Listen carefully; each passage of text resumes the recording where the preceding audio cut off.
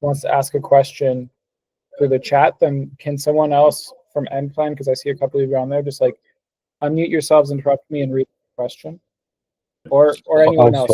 Yeah. Okay. So now let me share my screen.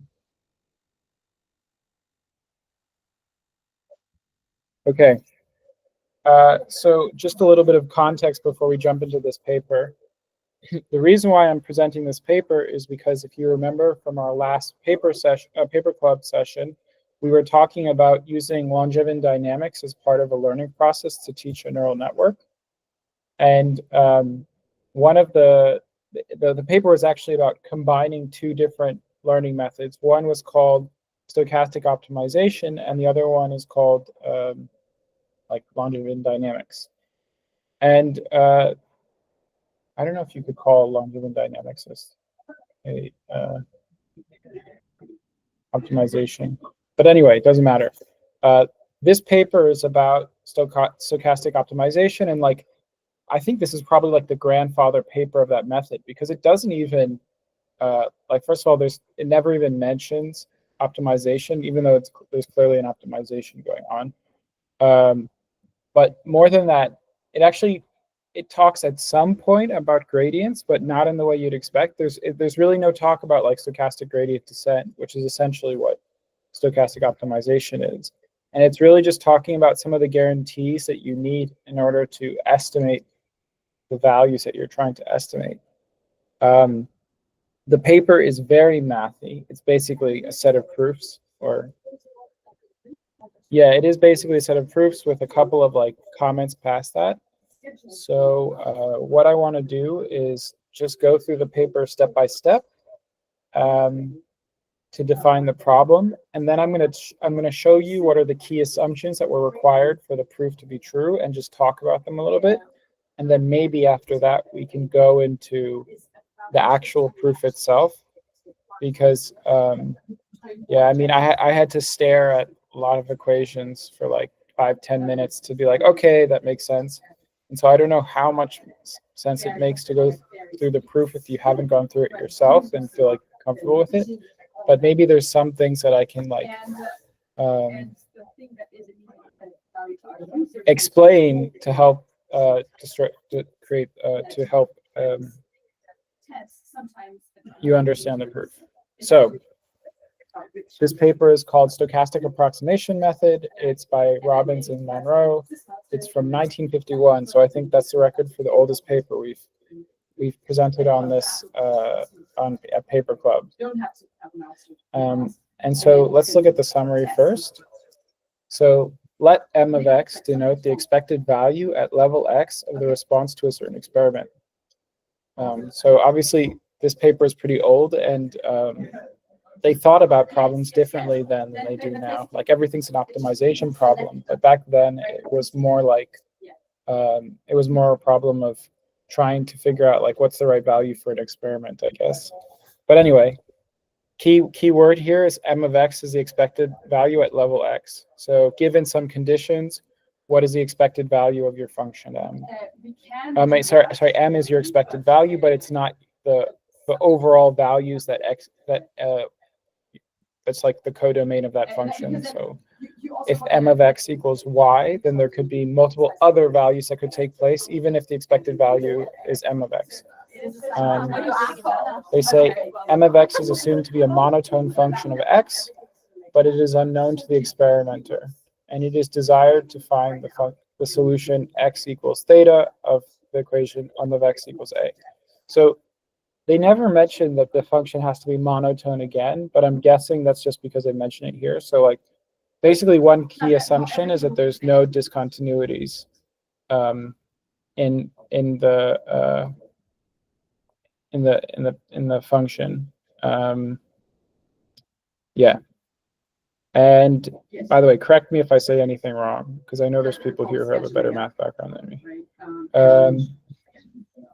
And okay, and then so the goal is that you have some value a that you want your to reach with your experiment. So like maybe you want to figure out like what are the right conditions to make like what you like cobalt catalyzes some reaction at some temperature, and you want to find out what the temperature is. And so A would be like the temperature that, A would be like cobalt catalyzing, and then X would be the temperature at which it happens, as an example. And so what they do is they give a method for making successive experiments at level x1, x2, blah, blah, blah, that will tend to theta, where theta is the correct value that will get you the answer you want in probability. So that's the overall problem setting. One thing that I think that, well, actually they don't say any, we'll get back to, there's one really important thing about this method that they're proposing that we'll get back to later. So first they introduce like a simpler version of this problem. So the simpler version of this problem is that you have a function m of x and a given a value alpha or a, I don't know what that is, a given constant such that you want m of x to equal a, and you assume that theta is a unique root that equals a. So again, they never mention that it has to be a unique root again, but maybe by mentioning it here, that's also an assumption. All of the assumptions that they make later on, basically, they point to me to why SGD only works as a local optimization instead of as a global optimization. So like, if you make the domain small enough, then possibly the value you're looking for only has a single unique root, even though it might, if you make the domain large enough for your search space, have multiple unique roots. So yeah, in this case, there are many. They're saying there's many methods for determining what theta is, where you can start anywhere in the domain of x and get to the correct position using like a combination of different things, like the values of x, the values of m of x, and the gradients of m of x to calculate the next value. But anyway, they're basically saying, okay, for this simple version where m of x is a function and the value that you get from inputting x into m is always the same, or like the value that you observe is always the same, there's a lot of solutions to it. And so that's why their problem is a little bit different, because they're talking about a stochastic generalization of this, where I know I'm kind of beating this to death a little bit, but the what it's saying is that over here that the value that you observe, y, is not necessarily m of x, but its expectation is x, and that's what's defined here. Okay, let's see. Have I said anything? Okay, two final things about that. One, like a key point about their problem description is that the exact nature of this conditional distribution, and then also of x, is not known to the experimenter. So that's a really key point, that we don't actually need to know the function or this probability distribution in order to solve the problem. Yeah, but it says, but it is assumed that theta is a unique root. Okay, so that is mentioned again. But so what that means is that the method that they're proposing is like doesn't need to have knowledge of the function, and that's actually a really powerful. That's like the key power of this method, and also why it's like grown to be so powerful and used so much. SGD is used so much in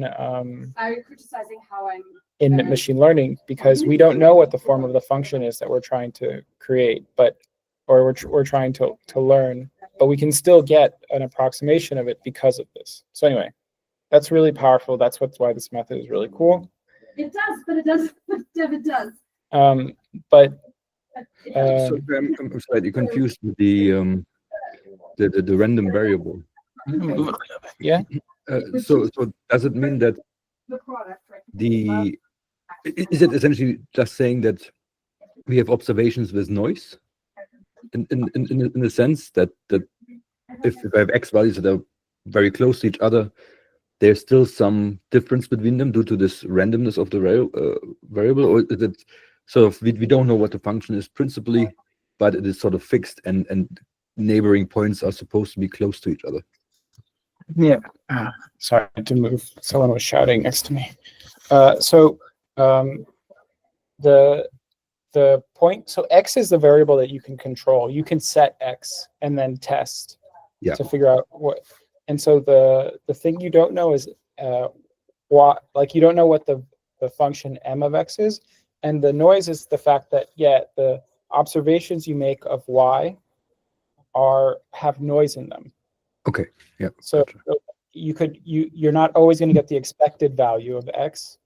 Of m of x, or you're not always going to get m of x. You're going to get something else, but the expected value of the distribution of that something else is m of x. Meaning you could make an observation, say if your alpha is equal to 0, right?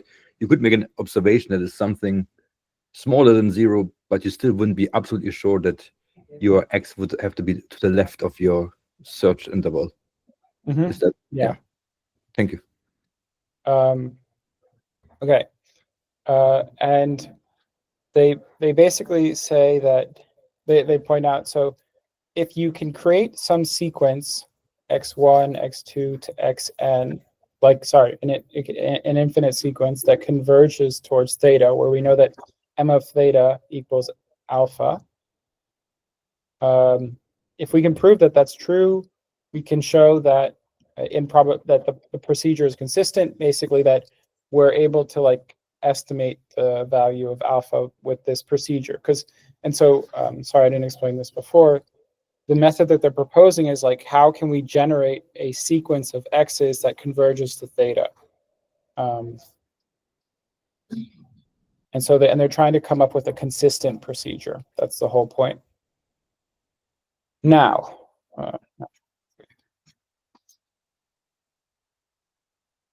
because consistent means they'll find the answer. They do point out we make no claim about the optimal properties of this method. So we don't know how fast it's going to converge. All we know is that it's going to converge. And over here, they start going into details about the proof. What do I want to say about this?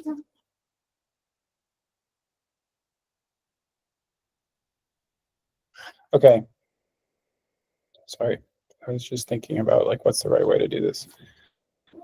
So they have a method that they propose for converging to theta, and that's using this equation here, which may look pretty familiar to a lot of you.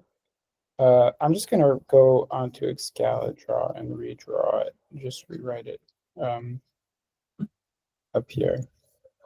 So xn plus 1 minus xn is equal to, what is it?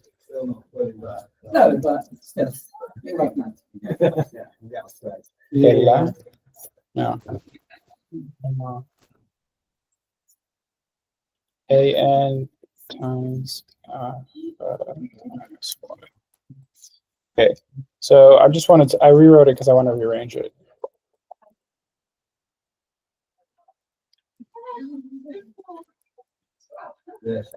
So this is the equation that they use at every time step, where y is the observed variable value. It might not be m of x, n, but it's the one that's observed. And so every time step, you would update it using this equation, which should look pretty familiar because it's the parameter. This is, if you were looking at a deep learning optimization, this would be the parameters of the next time step of your model, the parameters of the current time step, your learning rate, and this is it's basically the gradient. This can be thought of as a gradient. Now, there's two assumptions here that are really important for this equation to converge to what you want it to converge to theta. The first one is one we saw in the previous paper, which is that, so these terms a of n, these learning rates, constants, whatever you want to call them, but it could be a constant value, or it could be a value that's non-constant, but it has to the sum of all of them has to equal some constant big A, which or capital A, which is less than infinity. So the sum of the infinite sum of the I'm going to call them learning rates. If you guys don't like that word, just tell me another word that you think is easier to tie to A of n. But like the infinite sum of the learning rates has to be a finite constant less than zero. I mean, less than infinity. And the other assumption is, actually, we'll come back to the other assumption because the other assumption is the one that's tricky. Now, okay, there's a couple other ones that are important. So I'm telling you the ones about the learning rates, which are the ones we saw last time. But actually, there's some things about the function themselves that have to be met in order for this to be true as well. And we'll go over those second because they're more complicated. But so basically, in order for this to be a consistent estimator of the value you want, the other thing that has to be true about the learning rates, it can be written in two ways. It's either you can write it this way, or you can say like the infinite sum of the learning rates has to equal zero. So it has to, I mean, E has to equal infinity. So you have the two constraints that we saw in the paper last time. But like I said, there's actually constraints in terms of the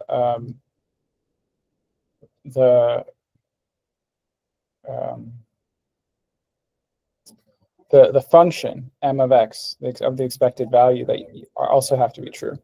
So there's one here. It's over here, and it's that the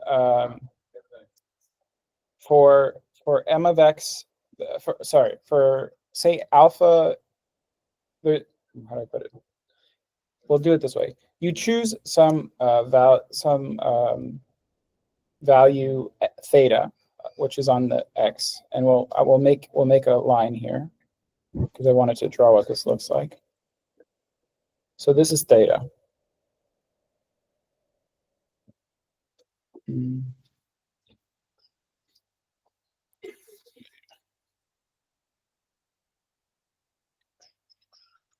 And then they're saying there must exist an alpha.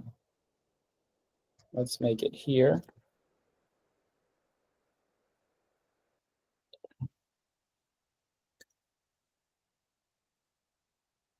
Actually, let's use the Greek alpha. Alpha. Such that when x is less than theta, m of x is less than alpha. And when x is greater than theta, m of x is greater than alpha. So to be honest, when I saw this, I was thinking to myself, like, there's only one pair for which this is true. So if we were drawing, like, basically you need to define some function where the function crosses through this point, in my opinion. But this is actually, so it could look like this. That would be a valid function. So we can just label this x. Oh, I need to change out of Greek. X and y. So the y-axis. But you know what they say directly after that in the paper is whether m of theta equals alpha is for the moment immaterial. And I guess, yeah, it's true that they don't say that that doesn't matter for the proof, but I can't think of how this condition could be met without m of theta equaling alpha. And I was just wondering if anyone could think of a way that that would be the case. Okay. Yeah, if not, anyway. So this is one of the two assumptions that you have to make about the value for the function in order for this to be true, which is that like the function has to be in this quadrant before theta and in this quadrant after theta.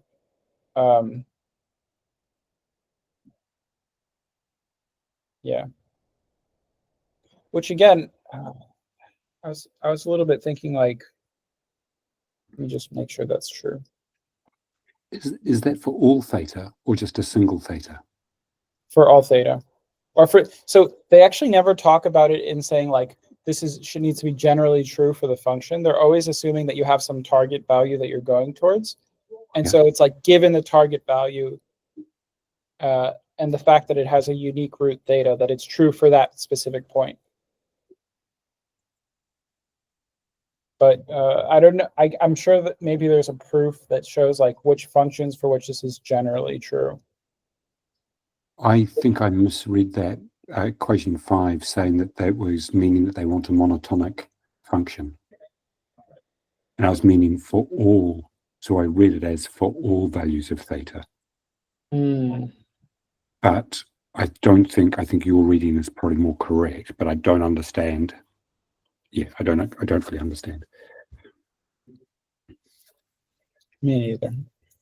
But I have to say I liked going through this paper, even if I only had a little time to go through it, because I like going through math proofs, even if they are difficult to understand.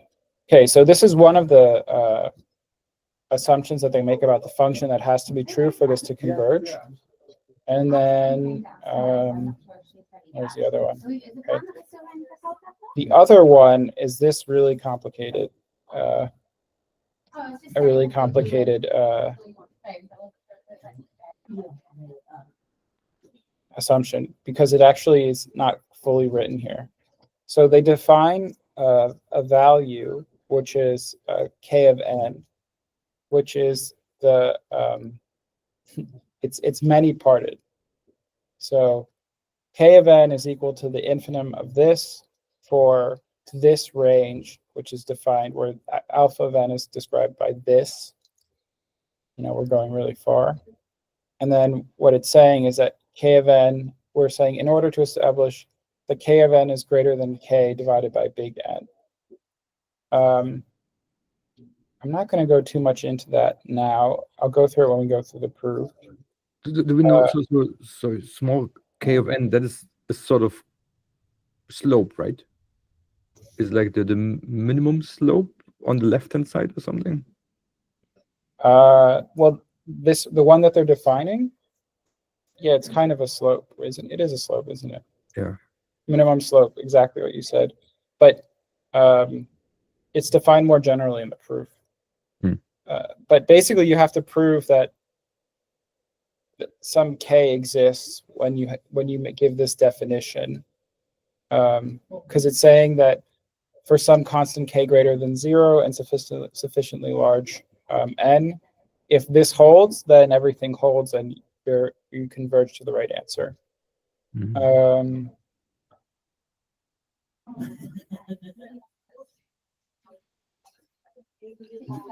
Okay, and so that they point out that this is a really complex definition in the sense that, like, okay, how are we going to prove for all the functions that this whole thing holds that I just showed you? So they actually have two other conditions for which their proof is true. The first one is this one here, which I want to draw again, because when I saw it, I was like, this doesn't make sense to me. Oh no, I got the battery. I'm going to have to move real quick. Hopefully there's not a lot of talking in the office. But if you guys can look at equation 5 prime for a second, so you can kind of familiarize yourself with it, and then I'm going to try to draw what a function like that looks like.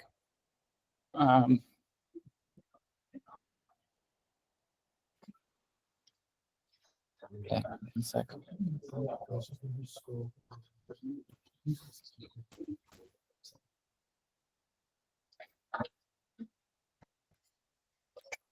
Okay, so basically what it's saying is that when x is less than theta, m of x is less than alpha minus some delta, and then when m of x is greater than theta, m of x is greater than alpha plus some delta. And when I saw this again, I was like, this is a weird function, because if I were to redraw what I think that function looks like, okay, we need to create new levels.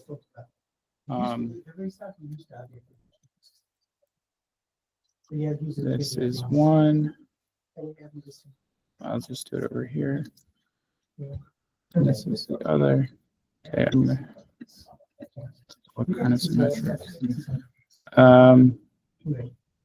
Yeah, I think this is just so you to have as just as enough.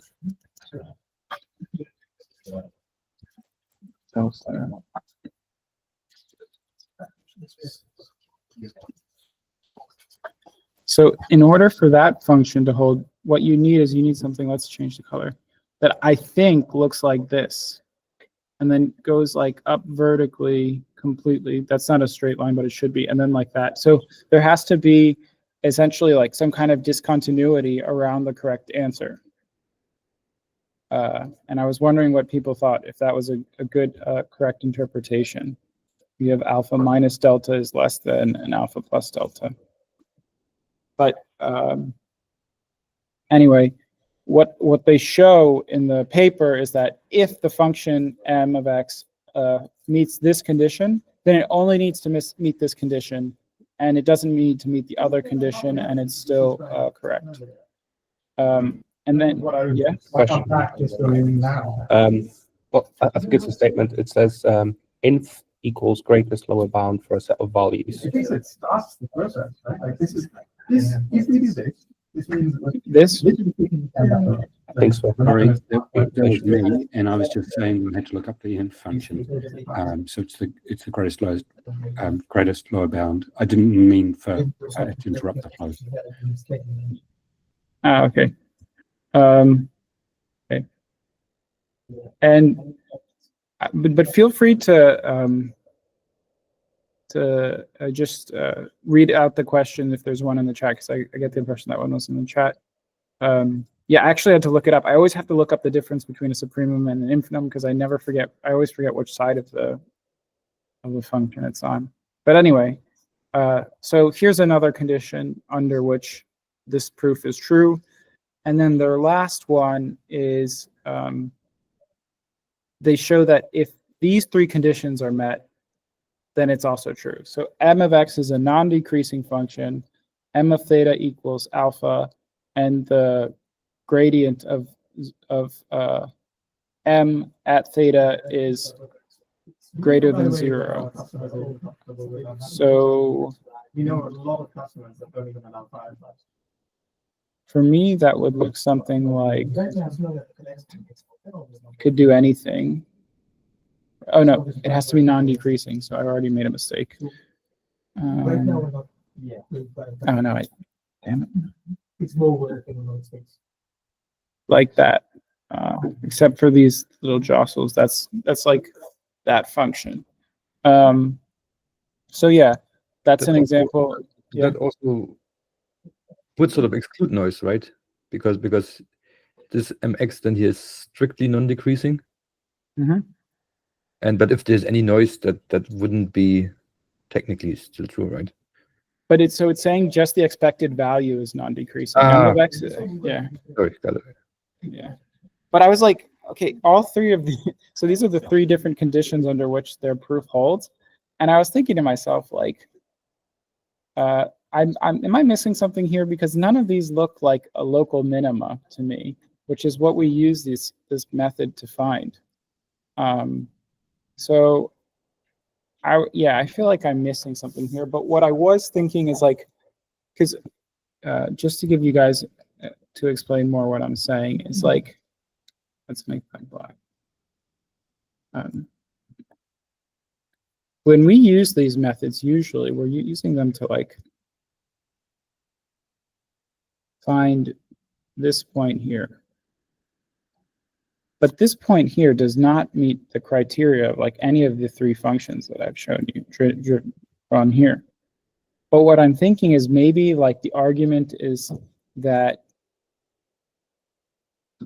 is like you separate the function into two domains. And if you do that,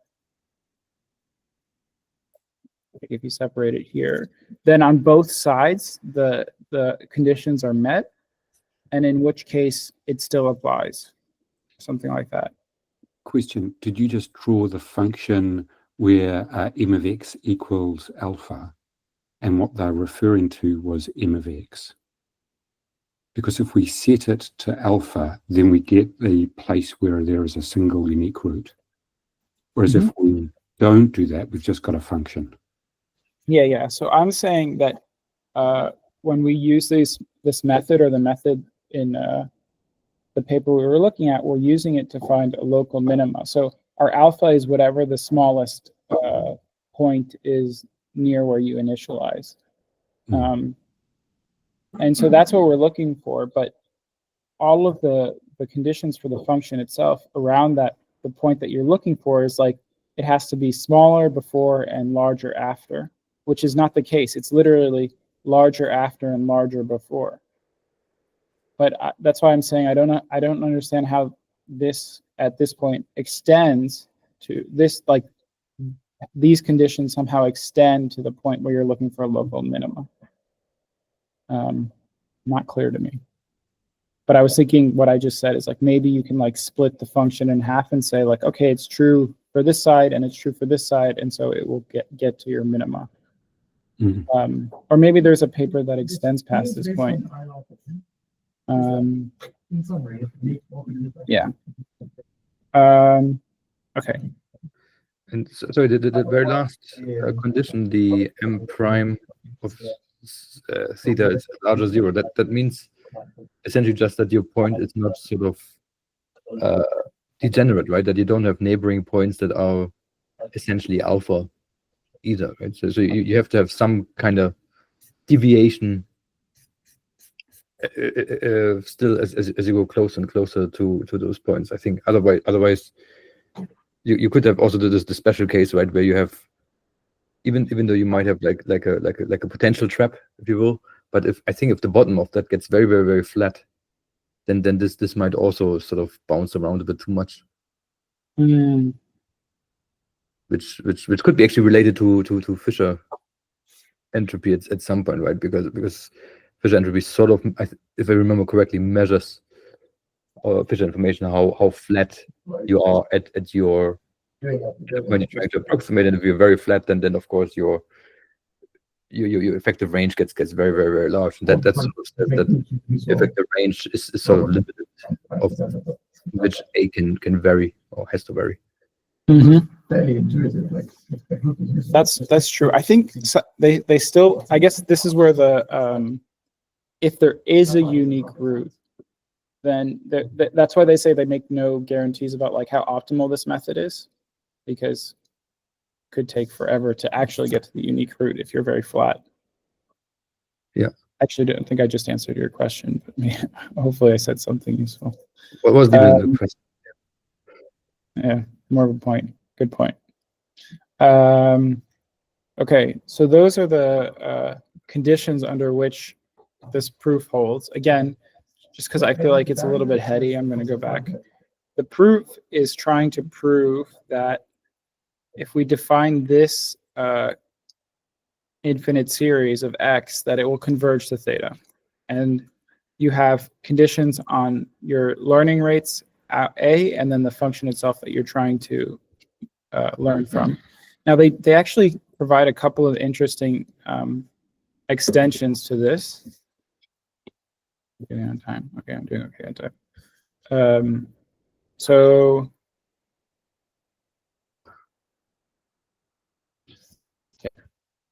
okay.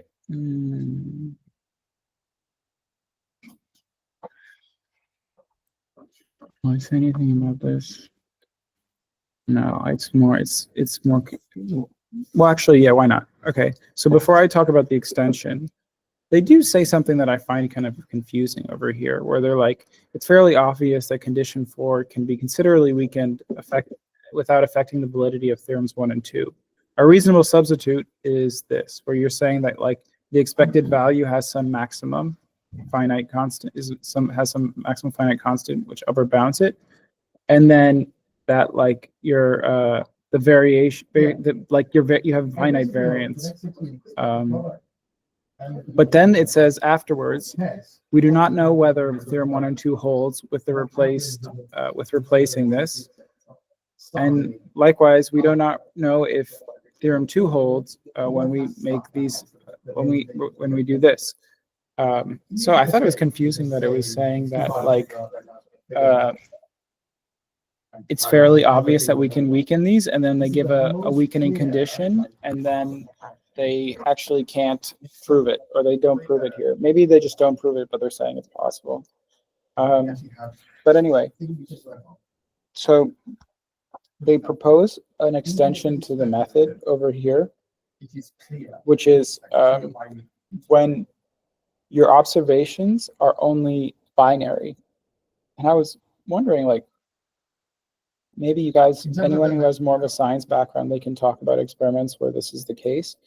But basically, the system is as follows. It's like everything's the same except the values that you're that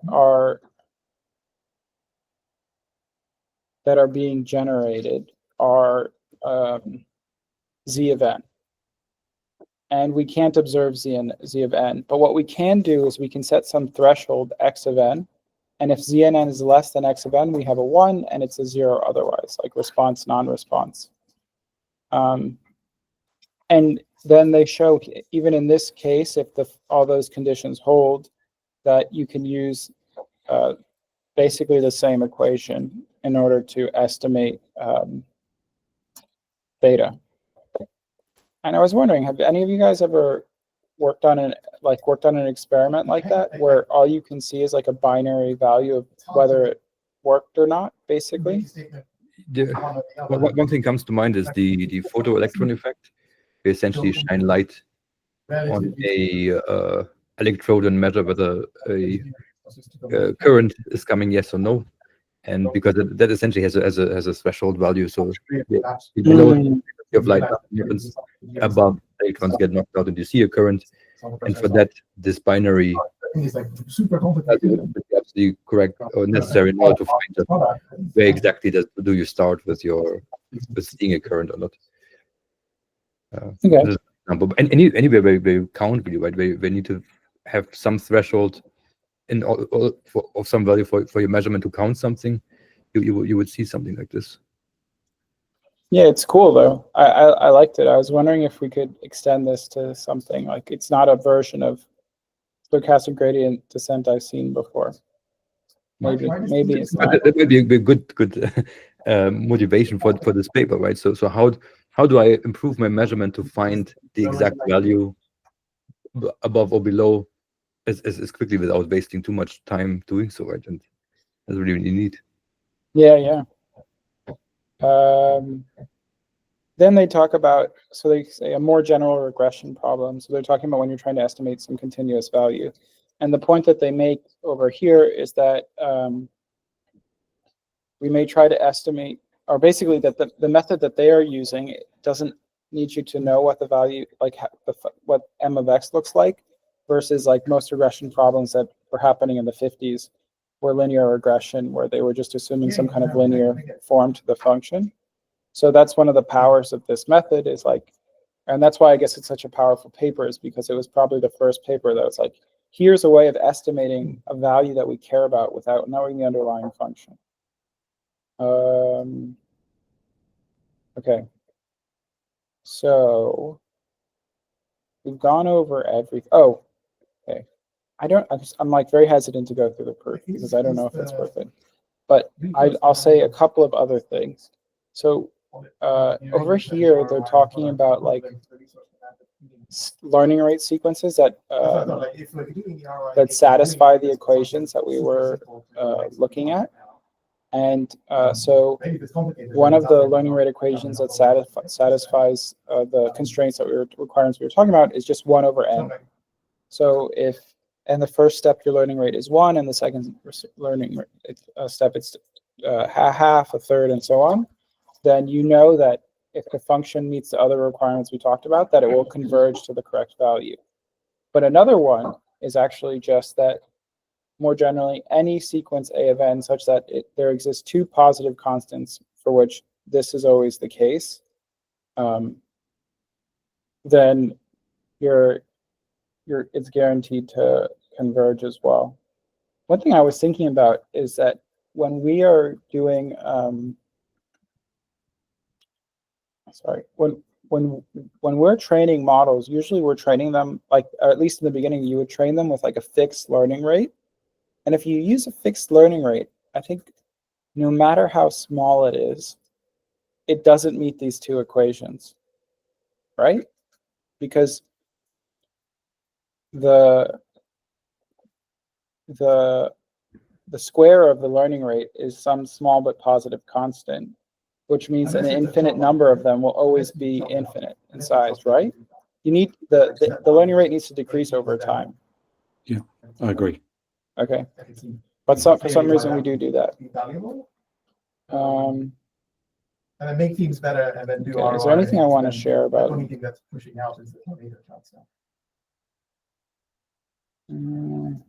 Let's see. You know what? I think I'm going to end it here, just because, like, and if anyone wants to talk about the proof, I'm happy to do that, but I'd rather do it like offline. You can just email me. It's just that if we're going to go line by line through the proof, it's going to take forever, and also it's not going to be something that's really easy to follow. But I did go through the effort of actually understanding this proof, if anyone wants to talk about it. So it sounds like, With that being said, does anyone have any questions before we finish up? Could you go back to your diagram where you drew the three lines? Yeah. Mhm. So can we get rid of one of them? Can we get rid of the, do we need all three?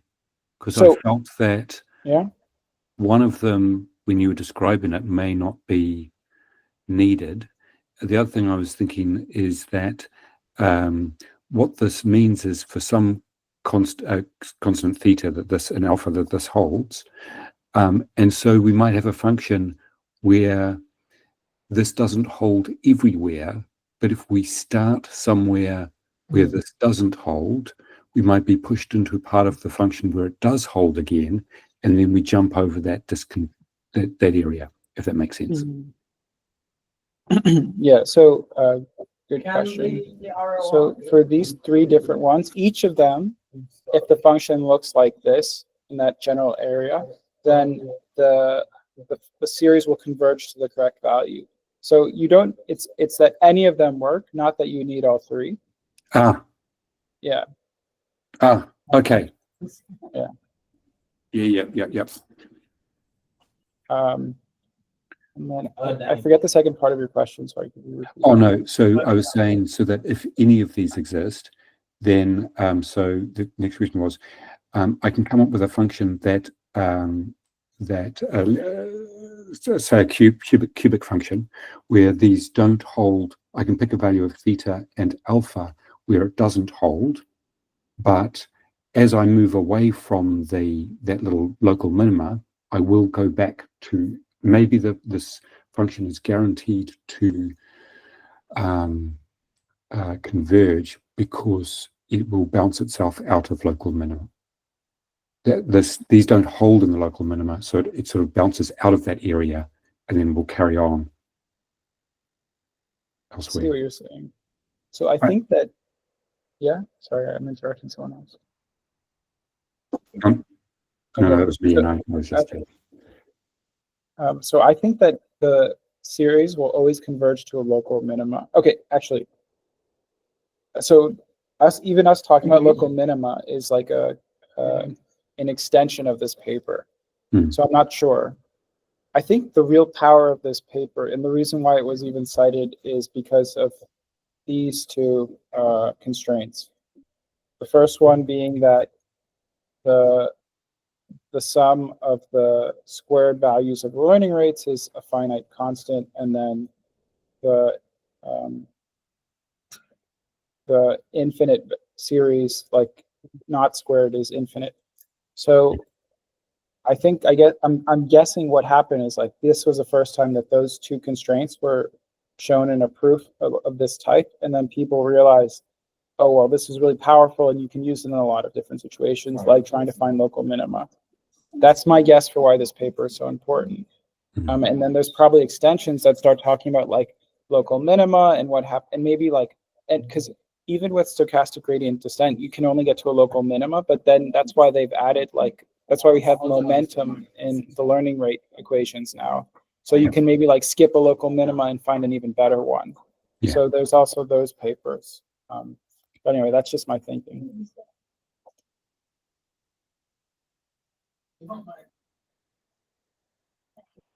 Is there a question?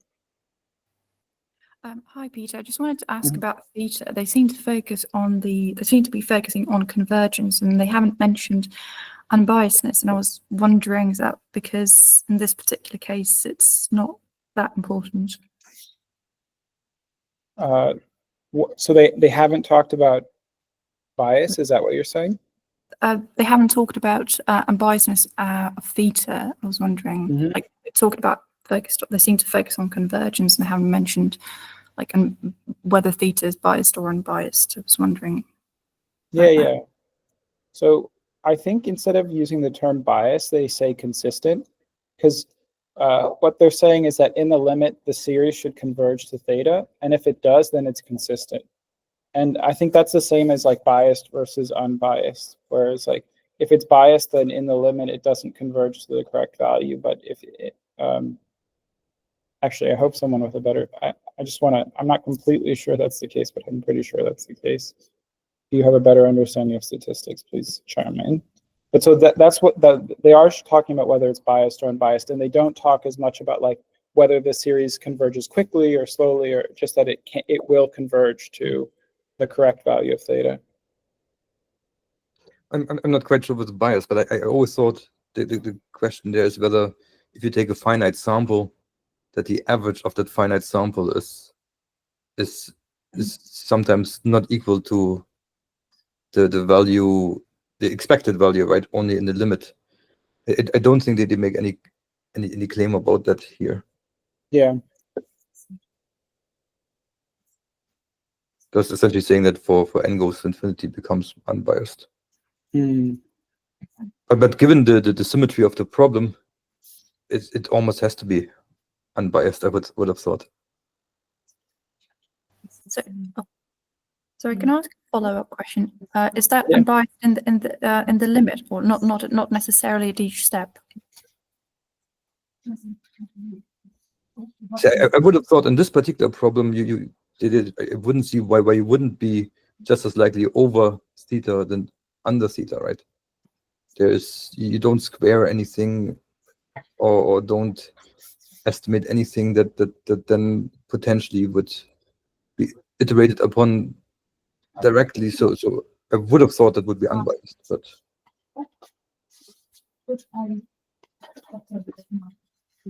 Yeah, I don't have any further insights there.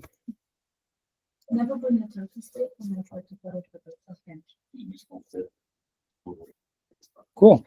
Well, if there's no more questions, thanks everyone for coming. Let me stop sharing and all of that so that. Okay, thanks everyone for coming. Damien's presenting a cool paper next week, and I'll be continuing after that with this. Probably next time I'm going to do like 2 or 3 like 20-minute sessions in one, talking about like some basic math that we saw in the other paper that I didn't feel like I was too familiar with. If you're interested in that, if not, no worries. Just going to keep going down this until I feel like I've exhausted the paper and I feel like I know what Langevin dynamics are.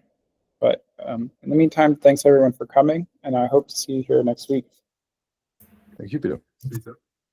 Thanks, you. Peter. Thank you. Personally, I think it's really helpful to have these more basic stuff. I tend to learn more from them than seeing just the cutting edge paper where I'm just like, what's going on? Yeah, same. Same. See ya. Thank you. Bye bye. Thank you.